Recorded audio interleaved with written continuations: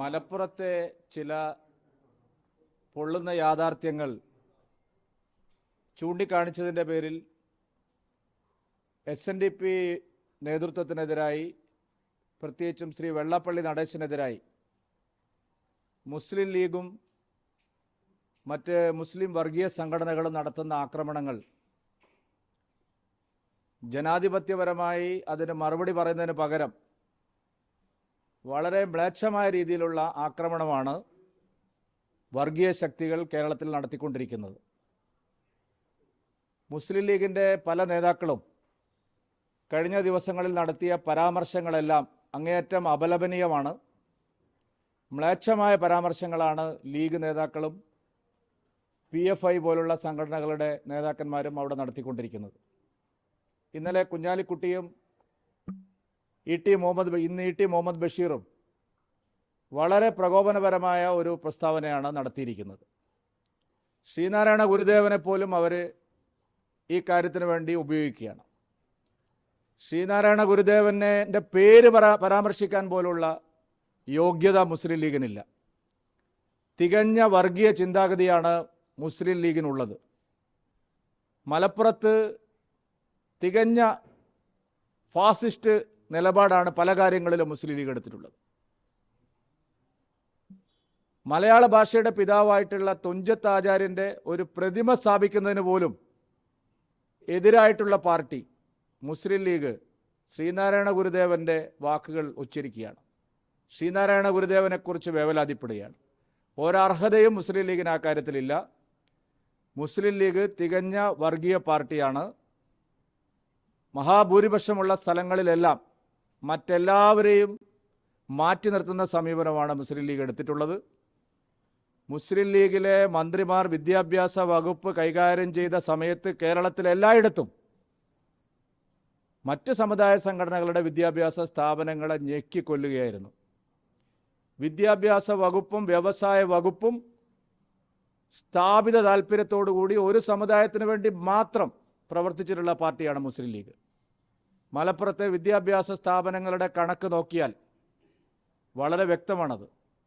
എല്ലാം ഒരു വിഭാഗത്തിന് വേണ്ടി മാത്രമാണ് സർക്കാർ സംവിധാനം മുഴുവൻ ഉപയോഗിച്ചത്. എന്തായാലും ശ്രീ VS അച്യുതാനന്ദൻ 20 കൊല്ലം മുമ്പ് പറഞ്ഞതൊന്നും വെള്ളാപ്പള്ളി നടേശൻ പറഞ്ഞിട്ടില്ല. കാതലായ ചില പ്രശ്നങ്ങൾ അതിനകത്തുണ്ട്. മുസ്ലിം ലീഗ് ആഗ്രഹിക്കുന്നത് മതപരമായ സംവരണവും അവർക്ക് വേണം, OBC സംവരണവും അവർക്ക് വേണം എന്നുള്ളതാണ്. അത് ഒരു ശരിയായ സമീപനമല്ല. OBC ജനവിഭാഗങ്ങൾക്ക് കിട്ടേണ്ട സംവരണ ആനുകൂല്യത്തിൽ വലിയൊരു വിഭാഗം അപഹരിക്കപ്പെടുന്നു എന്നുള്ള ആക്ഷേപം ചെറിയ ആക്ഷേപമല്ല. കേരളത്തിൽ വിശദമായ ചർച്ച നടത്തേണ്ട ആക്ഷേപമാണ്. വെള്ളാപ്പള്ളി നടേശൻ നേരത്തെ ചൂണ്ടിക്കാണിച്ചിട്ടുള്ളതും കഴിഞ്ഞ ദിവസം BJP അധ്യക്ഷൻ ശ്രീ രാജീവ് ചന്ദ്രശേഖർജി ഓർമ്മിപ്പിച്ചിട്ടുള്ളതുമായിട്ടുള്ള കാര്യമാണിത്. മതപരമായ സംവരണം അനർഹമായി നേടുന്നവർ അധസ്ഥിത പിന്നോക്ക ജനവിഭാഗങ്ങൾക്ക് കിട്ടുന്ന സംവരണത്തിൽ കൈകടത്തരുത്. അവരുടെ സംവരണം അപഹരിക്കുന്ന സമീപനമാണ് മുസ്ലിം സമുദായത്തിന് വേണ്ടി ലീഗ് നടത്തിക്കൊണ്ടിരിക്കുന്നത്. CPM-നും അക്കാര്യത്തിൽ സമാനമായ നിലപാടാണുള്ളത്. അതുകൊണ്ട് കേരളത്തിൽ വിഭവങ്ങൾ പങ്കുവയ്ക്കുന്ന കാര്യത്തിൽ, സംവരണം നടപ്പാക്കുന്ന കാര്യത്തിൽ വിശദമായ പരിശോധന ആവശ്യമുണ്ട്. കൃത്യമായ ഒരു പരിശോധന നടത്തണം. ഈഴവാദി പിന്നോക്ക വിഭാഗങ്ങൾക്ക് ലഭിക്കുന്ന സംവരണ ആനുകൂല്യം അപഹരിക്കപ്പെടുന്നതിനെക്കുറിച്ച് വിശദമായൊരു പഠനം നടത്താൻ സർക്കാർ തയ്യാറാവട്ടെ. എന്തെല്ലാം കമ്മീഷനുകൾ കേരളത്തിൽ വെച്ചിട്ടുണ്ട്. കേരളത്തിലെ അർഹമായിട്ടുള്ള പിന്നോക്ക ജാതിക്കാർക്ക് ലഭിക്കുന്ന സംവരണ ആനുകൂല്യം ഇപ്പോൾ എവിടെ പോകുന്നു എന്നുള്ളതിനെക്കുറിച്ചൊരു പഠനം നടത്തിയിട്ട് ഒരു കമ്മീഷനെ വെക്കട്ടെ. ചോദ്യങ്ങളോട് യഥാർത്ഥമായ രീതിയിൽ ജനാധിപത്യപരമായി പ്രതികരിക്കാനാണ് തയ്യാറാവേണ്ടത്. അല്ലാതെ വർഗീയമായ രീതിയിൽ അതിനെ ചേരിതിരിച്ച് വിടാൻ ശ്രമിക്കരുത്. ഈ കാര്യത്തിൽ വെള്ളാപ്പള്ളി നടേശനെ ഒറ്റതിരിഞ്ഞ് ആക്രമിക്കാനുള്ള, വളഞ്ഞിട്ടാക്രമിക്കാനുള്ള ഒരു നീക്കവും പ്രോത്സാഹിപ്പിക്കപ്പെടരുത്. ശരിയായി ഈ വിഷയം ചർച്ച ചെയ്യാനാണ് ജനങ്ങൾക്ക് മുമ്പിൽ രാഷ്ട്രീയ പാർട്ടികൾ തയ്യാറാവേണ്ടത്. ഈ ജാതി തിരിച്ചുള്ള ഒരു സംവരണം നടത്തിയാൽ മാത്രം, ഒരു സെൻസസ് നടത്തിയാൽ മാത്രമല്ല ഇക്കാര്യം കണ്ടെത്താൻ വേണ്ടി? അല്ല, ജാതി സെൻസസ് വേണമെന്ന് ആവശ്യപ്പെടുന്ന പാർട്ടികളോടാണ് ഞാൻ ചോദിക്കുന്നത്. കേരളത്തിലെ ഈഴവാദി പിന്നോക്ക ജനവിഭാഗങ്ങൾക്ക് ലഭിച്ചുകൊണ്ടിരിക്കുന്ന സംവരണ ആനുകൂല്യങ്ങളിൽ എത്ര ശതമാനം അപഹരിക്കപ്പെടുന്നുണ്ട്? പറയട്ടെ അവർ. കണക്കെടുക്കട്ടെ. അതായത് OBC ആയിട്ട് മുസ്ലിം സമുദായത്തിൽ OBCക്ക് മലബാർ മാപ്പിള സംവരണം OBC ഇതിനെതിരെയാണ് സുരേന്ദ്രൻ പറയുന്നത്. അങ്ങനെയല്ല, മതപരമായ സംവരണത്തിനെതിരായി രാജ്യം മുഴുവൻ ഇപ്പോൾ പ്രതിഷേധങ്ങൾ ഉയർന്നുകൊണ്ടിരിക്കുകയാണ്. കർണാടകയിൽ കോൺട്രാക്ടർമാർക്ക് പോലും 4% സംവരണം കോൺഗ്രസ് പാർട്ടി ഏർപ്പെടുത്തിയിരിക്കുകയാണ്. മതപരമായ സംവരണം ഇല്ല, അത് ഭരണഘടനയുടെ മൂല്യങ്ങൾക്കെതിരാണ്. സുപ്രീം കോടതി പലതവണ പറഞ്ഞിട്ടുള്ളതാണ്. സംവരണം പിന്നോക്ക ജാതിക്കാർക്കും പട്ടികജാതിക്കാർക്കും വേണ്ടി മാത്രമാണ്. ഇപ്പോൾ OBC കമ്മീഷൻ കേന്ദ്ര സർക്കാർ രൂപീകരിച്ചിരിക്കുകയാണ്. പക്ഷെ കേരളത്തിലെ OBCക്കാർക്ക് അതിൻ്റെ പ്രയോജനം കിട്ടുന്നില്ല. 10% മുന്നോക്ക സംവരണം നരേന്ദ്രമോദി സർക്കാർ കൊണ്ടുവന്നിരിക്കുന്നു. കേരളത്തിലെ മുന്നോക്ക ജാതിക്കാർക്കും അതിൻ്റെ പ്രയോജനം ലഭിക്കുന്നില്ല. ഇതാണ് യാഥാർത്ഥ്യം. അപ്പോൾ ഈ യാഥാർത്ഥ്യത്തെ സംബന്ധിച്ച് രാഷ്ട്രീയ പാർട്ടികൾ ചർച്ച ചെയ്യട്ടെ, ഞങ്ങൾ റെഡിയാണ്. ഇത് സംബന്ധിച്ച് വളരെ വ്യക്തമായിട്ടുള്ള ഒരു ആശയവിനിമയം നടക്കട്ടെ, ഞങ്ങൾ റെഡിയാണ്. ഈഴവർക്ക് അർഹതപ്പെട്ട ഇത് ലഭിക്കുന്നില്ല എന്നും മുസ്ലിങ്ങൾ സാമൂഹികവും സാമ്പത്തികവുമായി മുന്നോക്കാവസ്ഥയിലാണെന്ന് പറയുമ്പോൾ അത് കണ്ടെത്തുന്നതിനൊരു ജാതി സെൻസസ് അനിവാര്യമല്ലേ? അല്ല, എൻ്റെ ചോദ്യം തിരിച്ചാണ്. രാജ്യവ്യാപകമായി ജാതി സെൻസസ് ആവശ്യപ്പെടുന്നവർ എന്തുകൊണ്ട് ഈ യാഥാർത്ഥ്യം കണ്ടുപിടിക്കാനുള്ള ഒരു അന്വേഷണം കേരളത്തിൽ നടത്തുന്നില്ല? രാജ്യവ്യാപകമായി സെൻസസ് നടത്തുന്ന അവിടെ ഇരിക്കട്ടെ.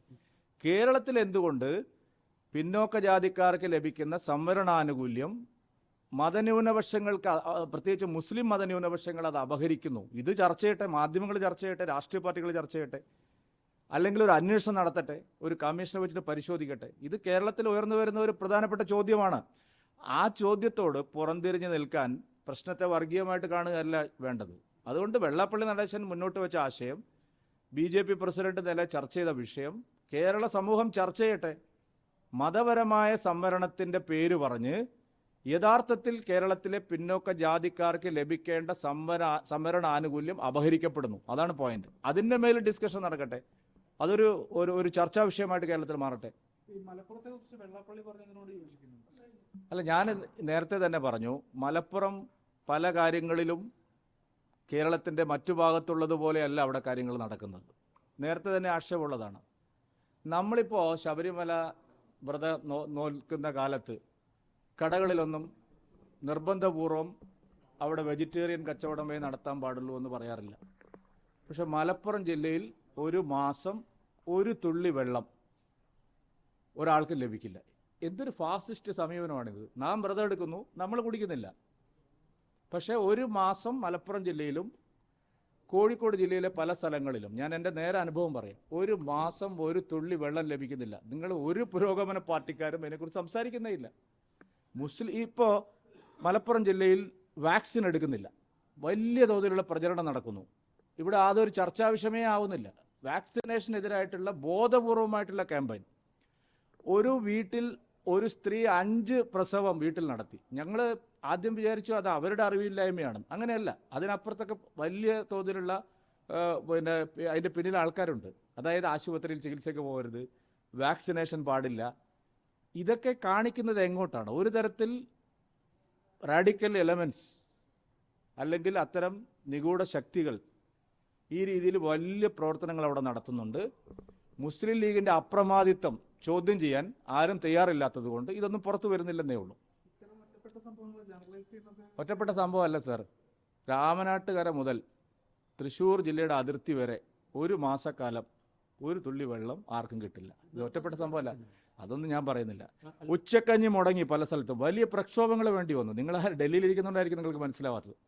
അതായത് കേന്ദ്ര സർക്കാർ സംസ്ഥാന സർക്കാരും കുട്ടികളുടെ ഉച്ചക്കഞ്ഞിക്ക് വേണ്ടി നൽകുന്ന സാമ്പത്തിക സഹായം എങ്ങനെയാണ് അവർ അത് മുടക്കുന്നത്? രക്ഷാകർതൃ സമിതി എന്ന് പറഞ്ഞുകൊണ്ട് അവർ പല സ്ഥലത്തും യോഗം കൂടി തീരുമാനമെടുക്കുകയാണ്. ആ തീരുമാനത്തെ ചോദ്യം ചെയ്യാൻ അവിടെ ന്യൂനപക്ഷമായിട്ടുള്ള രക്ഷിതാക്കൾക്ക് സാധിക്കുന്നില്ല. ഇതെല്ലാം പച്ചയായ യാഥാർത്ഥ്യങ്ങളാണ്. നമ്മൾ കണ്ണടച്ചിരട്ടാക്കിയതുകൊണ്ട് കാര്യമില്ല. എത്രയോ സ്കൂളുകളിൽ കുട്ടികൾക്ക് ഉച്ചക്കഞ്ഞി കിട്ടുന്നില്ല. അതെന്തൊരു ന്യായമാണ്? എനിക്ക് മനസ്സിലാവുന്നേ ഇല്ല. അങ്ങനെ ഒരു ന്യായം എങ്ങനെയാണ്? കുട്ടികളുടെ എല്ലാവർക്കും അറിയുന്ന കാര്യം വീണ്ടും ചോദിക്കണം. ഈ ഒരു മാസം എന്ന് പറഞ്ഞാൽ അവിടെ എന്തുകൊണ്ടാണ് ഉച്ചക്കഞ്ഞി വേണം? അപ്പോൾ ലീഗുകാർ പറയുന്നത് ഞങ്ങളല്ല ഇതിൻ്റെ പിന്നിൽ, ഞങ്ങൾ രക്ഷാകർതൃ സമിതിയാണ്. ആരുടെ രക്ഷാകർതൃ സമിതി? അപ്പോൾ നിർബന്ധിച്ചാണ് കടയടപ്പിക്കുന്നതെന്ന് ചോദിച്ചാൽ ആരും നിർബന്ധിക്കുന്നതായിട്ട് നമ്മൾ കണ്ടിട്ടില്ല. പക്ഷെ കടകളൊന്നും തുറക്കുന്നില്ല. അത് ശരിയായ ഒരു സമീപനമല്ല. പുരോഗമന പാർട്ടികൾ തന്നെ അതിൽ രംഗത്ത് വന്നിട്ട് അതിനെതിരെയുള്ള സമീപനം എടുക്കണം. വലിയ പുരോഗമനം പ്രസംഗിച്ചാൽ പോരാ. ഈ നേരത്തെ ഉണ്ടായിരുന്ന കാര്യത്തിൽ ഒരു വ്യക്തത വെക്കുകയാണ്. ഈ പഠനത്തിന് ഒരു കമ്മീഷനെ വെക്കാൻ വേണ്ടി പറഞ്ഞു. ഞാൻ പറഞ്ഞല്ലോ, അല്ല, അതിനകത്ത് അല്ലല്ല, എൻ്റെ ചോദ്യം അതാണ്. ഞാനിപ്പോ ചോദ്യം മനസ്സിലായി. രാജ്യത്താകമാനം ജാതി സെൻസസ് നടത്തണമെന്ന് വീറോടെ വാശി പിടിക്കുന്നവര് കേരളത്തിലെ പിന്നോക്ക ജാതിക്കാർക്ക് ലഭിക്കുന്ന സംവരണാനുകൂല്യം നഷ്ടപ്പെടുന്നതിനെക്കുറിച്ച് പഠിക്കാൻ തയ്യാറാവുന്നില്ല. അതാണ് ഞാൻ പറഞ്ഞതിൻ്റെ അർത്ഥം. അതുപോലെ തന്നെ ഗവർണറായിട്ട് വിഷയത്തിൽ ഇപ്പോൾ സുപ്രീം കോടതി വിധി വന്നിട്ടുണ്ട്. അപ്പം കേരളത്തിലും കോടതിയിൽ കേസ് അതിൽ വിഷയം ഞാൻ പ്രതികരിക്കുന്നില്ല. സുപ്രീം കോടതി വിധിയെ സംബന്ധിച്ച് അതിൻ്റെ വിശദാംശങ്ങൾ പൂർണ്ണമായിട്ടും മനസ്സിലാവുന്നത് വരെ പ്രതികരിക്കാൻ എനിക്ക് സാധിക്കില്ല. No, it is all. In 2019, first notice has gone. After that, 2 times notice has gone. Before Ampurant's release, the notice has gone. Politicizing this, not the reality.